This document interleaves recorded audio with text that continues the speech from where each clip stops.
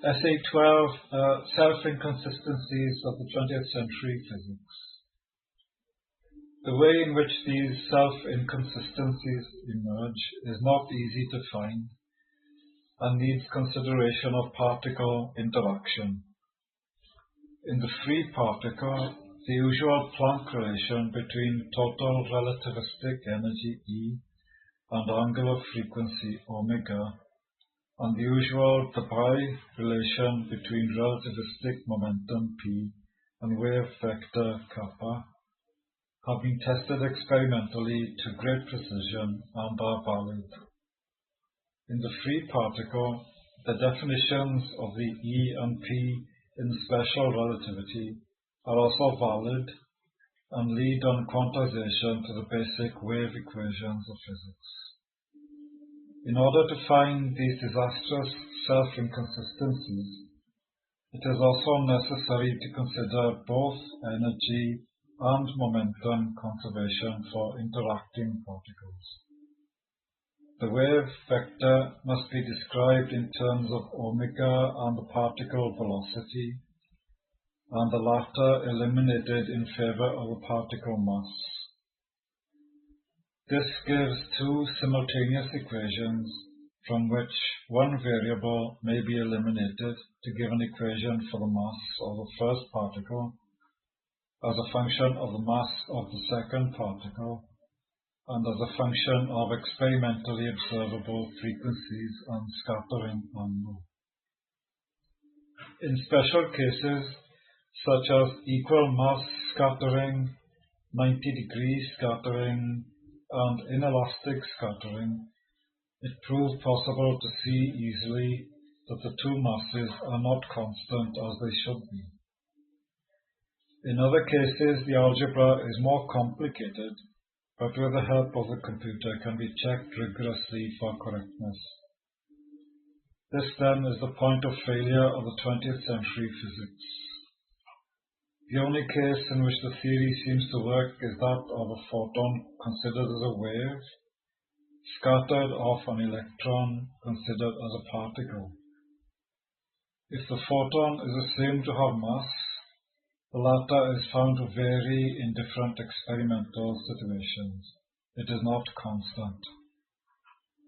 The standard modelers could argue that this is because the photon does not have a mass. However, a fatal blow is dealt to the old theory when the analysis is extended to electron scattering. The electron mass is also found to vary with experimental parameters. Even the most conservative of standard modelers would not argue that the electron is massless. The standard modelers could try to argue that the interaction of, for example, two electrons is well described by a theory such as quantum electrodynamics.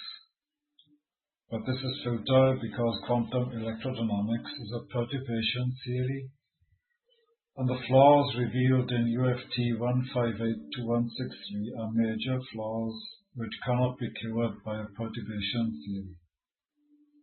Quantum electrodynamics is in any case a technique that involves dubious assumptions about renormalization and convergence and contains adjustable parameters. The application of string theory will not work either because string theory also regards mass as constant. For example, the mass of the electron is given to a relative uncertainty of 10 power minus 8 in the standard laboratories, and string theory does not change this.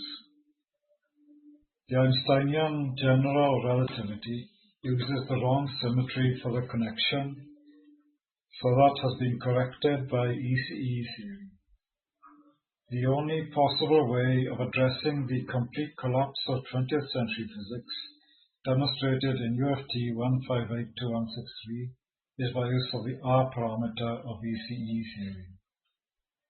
The standard modelers could argue that special relativity and the quantum theory have both been tested to high precision, so they must be correct.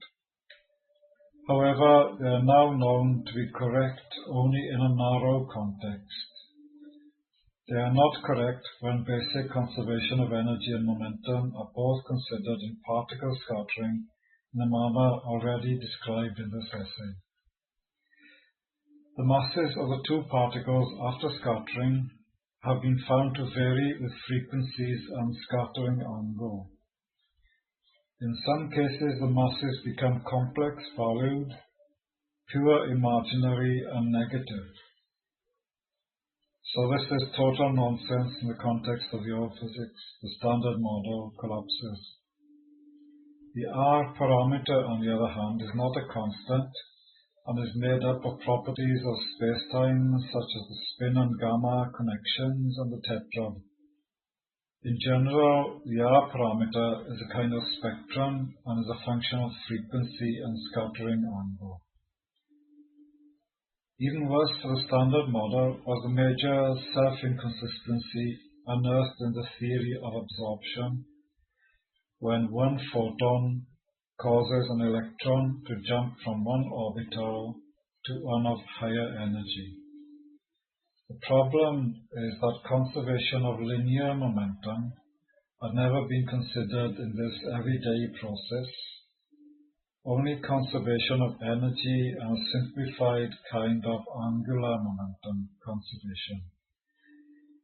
To find the way in which the absorption theory failed required the experience built up in considerations of scattering theory. Raman scattering was also considered and showed the same kind of self-inconsistencies. It does not require much further insight to realize that the whole of scattering theory will fail. For example, coherent and incoherent electron and neutron scattering, and the scattering of any mass from any other mass. The way in which the point of failure is found is as described already in this essay, namely to express the wave vector in terms of angular frequency and velocity, and to eliminate the velocity, leaving an expression for one mass in terms of the other.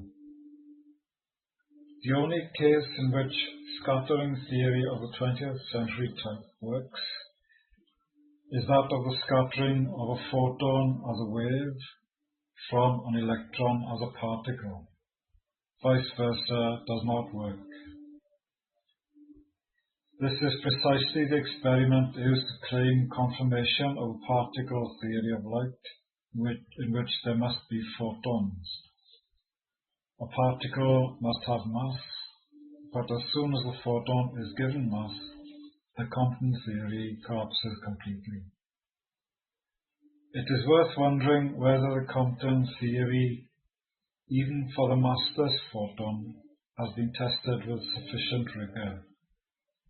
There are now a multitude of questions in physics that must be answered.